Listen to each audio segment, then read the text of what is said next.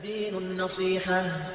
إن الحمد لله نحمده ونستعينه ونستغفره ونعوذ بالله من شرور أنفسنا ومن سيئات أعمالنا من يهده الله فلا مضل له ومن يضلل فلا هادي له وأشهد أن لا إله إلا الله وحده لا شريك له وأشهد أن محمدا عبده ورسوله صلى الله عليه وعلى آله وصحبه وسلم تسليما كثيرا إلى يوم الدين فيا أيها الناس اتقوا الله حق التقوى. Louange à Allah, Seigneur de l'univers. Que la paix et la bénédiction d'Allah soit sur Muhammad sallallahu alayhi wa sallam, ainsi que ses compagnons et sa famille, et tous ceux qui suivent sa voie jusqu'au jour des comptes. Chers frères, serviteurs d'Allah, chers musulmans, à l'occasion de ce Jumu'ah-là, je vous invite à méditer la parole qui va suivre, qui est une magnifique réflexion d'un célèbre savant parmi les savants de l'islam. Et il s'agit de Ibn Qayyim al-Jawziyya.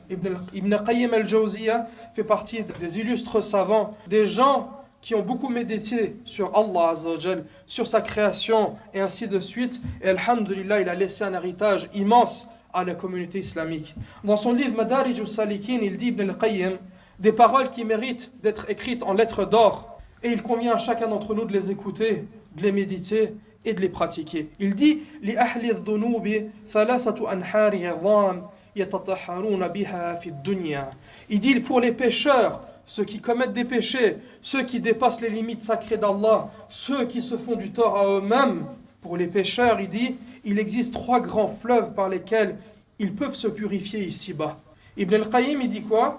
Il dit tout simplement, il fait une comparaison, il fait une métaphore. On le sait, chacun d'entre nous, que celui qui a le corps qui est sale, il va prendre une douche, ou s'il veut plonger dans un fleuve, il plonge et il se purifie et il devient propre. Il dit, pour ceux qui commettent des péchés, il dit, il existe 3 fleuves métaphoriques, symboliques, par lesquels ils peuvent se purifier ici-bas. Il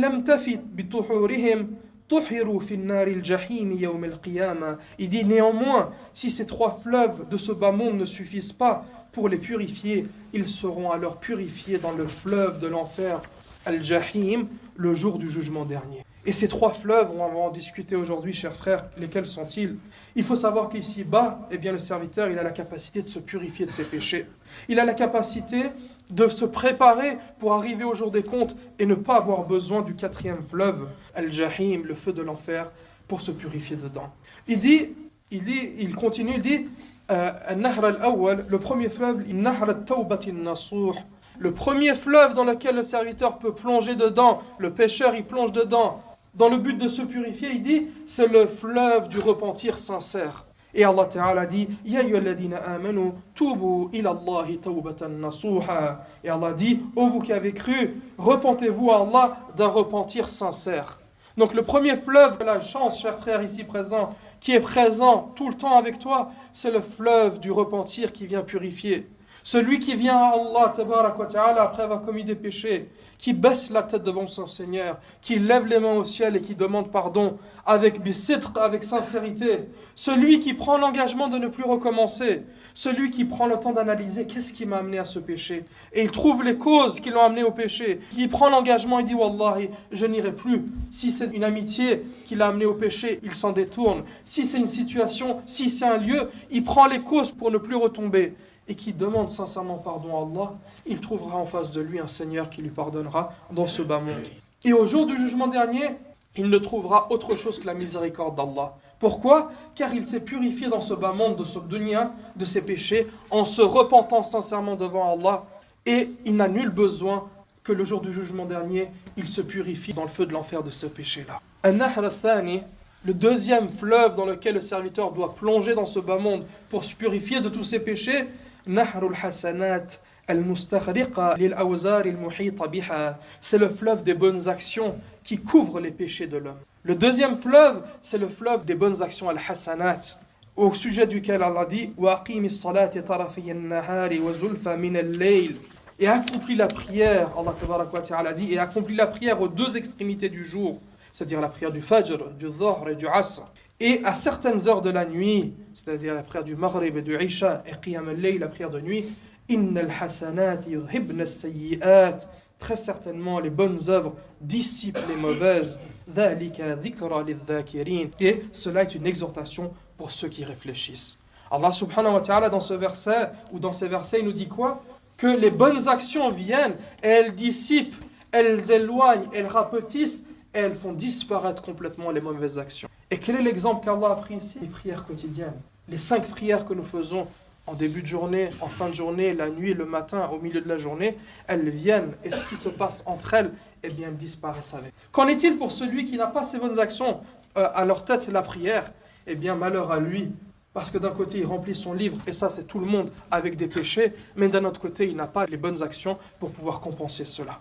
Et pour celui qui souhaite que ces grands péchés, al-kaba'ir, soient effacés, il faut qu'il joigne at-tawba, le repentir et les bonnes actions ensemble. Chers frères, ici, on voit quoi? Allah nous enjoint à faire beaucoup de bonnes actions. Pourquoi? Parce que tout simplement, on a une balance. Le jour des comptes, à chaque fois qu'on fait des péchés, le côté des péchés s'alourdit. Et il nous dit, faites beaucoup de bonnes actions, car au bout d'un moment, ces bonnes actions vont devenir tellement lourdes que le côté des péchés sera insignifiant. Combien même elles sont encore présentes, elles sont très petites, et jusqu'à qu'elles disparaissent. Et concernant le 3e fleuve, il dit, il dit, c'est le fleuve des épreuves et des calamités expiantes. Donc de ce bas monde, il existe encore quoi comme fleuve? Le fleuve dans lequel les difficultés que l'homme il rencontre au quotidien, qu'il affronte dans ce bas monde. Et ceci, à vrai dire, toutes ces difficultés, ces épreuves, qu'elles soient liées à l'argent, à la santé, à la famille, au travail, à l'école, à ceci ou cela, toutes ces épreuves, pour celui qui prend le temps de méditer, eh bien, à vrai dire, c'est un bienfait pour lui, s'il fait preuve de patience et s'il espère la récompense d'Allah Tabaraka wa Ta'ala. Pourquoi? Parce que s'il fait preuve de patience et s'il espère la récompense, Allah va lui pardonner les péchés qu'il faisait au quotidien. Et Allah Tabaraka wa Ta'ala dit وَلَنَبْلُوَنَّكُمْ بِشَيْءٍ مِنَ الْخَوْفِ وَالْجُوعِ وَنَقْصٍ مِنَ الْأَمْوَالِ وَالْأَنفُسِ وَالثَّمَرَاتِ. Et très certainement que nous vous éprouverons par un peu de peur et de faim et par la diminution des biens et des personnes et des fruits. وَبَشِّرِ الصَّابِرِينَ. Et Allah dit, et fait la bonne nouvelle aux endurants. La bonne nouvelle à qui? À ceux qui endurent ces choses-là. Pourquoi? Car leur récompense auprès de leur Seigneur est immense. Et si seulement eux, ils savaient ce qu'il en est. Et Ibn al-Qayyim, il conclut sa parole et il dit فَإِذَا أَرَادَ اللَّهُ بِعَبْدٍ غَيْرًا أَدْغَلَهُ أَحَدْ هَذِهِ الْأَنْهَارَ الثَّلَاثَةِ. Et dit, et si Allah veut le bien pour son serviteur, il le fait entrer alors dans l'un de ces 3 fleuves. C'est-à-dire quand il veut le bien pour son serviteur, il fait en sorte qu'il purifie ses péchés ici-bas. Il dit فَوَرَدَ الْقِيَامَةِ طَيِّبَ طَاهِرًا. Et il comparaîtra au jour du jugement en étant bon et purifié de tout péché. فَلَمْ يَحْتَجِ إِلَى تَطْهِيرٍ الرَّابِعِ. De telle sorte à ce qu'il n'ait nul besoin de la 4e purification, qui est la purification par le feu de l'enfer, al-Jahim. Chers frères, pour conclure, chacun d'entre nous, on commet des péchés. Chacun d'entre nous, on dépasse les limites qu'Allah nous a infligées. Chacun d'entre nous, on a des manquements. Chacun d'entre nous a des erreurs. C'est normal, on est des êtres humains. On n'est pas des anges parfaits. Mais Allah Azza wa Jalla a mis devant nous, dans ce dunya, il a mis 3 fleuves purificateurs pour nous laver de ces péchés-là. Pourquoi? Parce que après la mort, il y a un long voyage qui nous attend.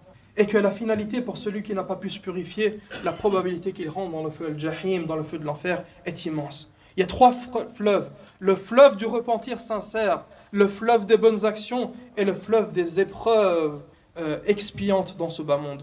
Donc à chacun d'entre nous, il convient de se repentir sincèrement devant Allah Azza wa Jal, d'un repentir sincère et d'affronter les difficultés de la vie avec patience et espoir dans la récompense d'Allah.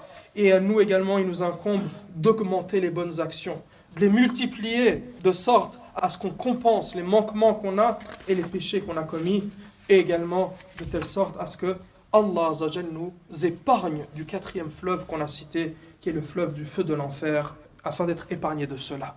Al-Jahim, le feu de l'enfer, ce fleuve-là, eh bien il est cité dans les recueils que une personne, si elle est plongée dedans une seule fois et ressortie, eh bien toutes les jouissances qu'elle a eues dans ce bas monde, elle les oublie tout à. C'est-à-dire qu'une personne qui est jetée dans le feu de l'enfer un seul instant et elle en est ressortie, on lui posera la question, est-ce que tu as connu une seule fois une jouissance? Il dira, jamais je n'ai connu de jouissance. Tellement la situation est horrible, il aura oublié tous les bienfaits de ce bas monde. Ô toi qui as la richesse, ô toi qui as la santé, ô toi qui as la famille, ô toi qui vis en sécurité, sache que chaque instant que tu vis, si tu es amené à jeter un seul instant, un clignement de l'œil dans le feu de l'enfer, tu oublieras tous ces bienfaits. Profite d'être en vie et profite des 3 fleuves de ce bas monde qui eux sont des bons fleuves faciles pour nous, et profite de cela. Car comme on a dit, un seul instant, eh bien, tu oublieras tout plaisir. Ça, c'est pour un instant.